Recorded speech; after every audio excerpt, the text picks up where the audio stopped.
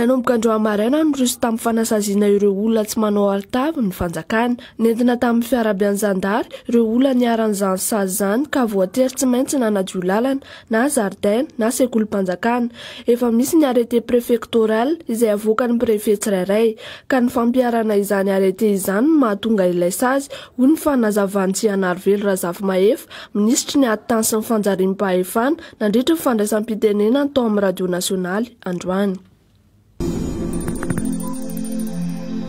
Anio, alatsinainy 7 aprily 2024 no niverina an-dakilasy ireo mpianatra eny amin'ny kilasy fahadimy manerana ny nosy. Nijery ny fidiran'ireo mpianatra teny anivon'ireo bebe ny minisitry ny fanabeazam-pirenena Andriamanana Rijasoa Joshua ary nambarany fa miankina tanteraka amin'ny toe-draharaha eto amin'ny firenena ny mety hovan'ny dadin'ny fanadinam-panjakana. Namafisiny tamin'izany ihany koa ireo fepetra tsy maintsy arahina toy ny fitondrana arovava, ny fanajana ny elanelana iray metatra sy ny fanasana tanana amin'ny savony matetika.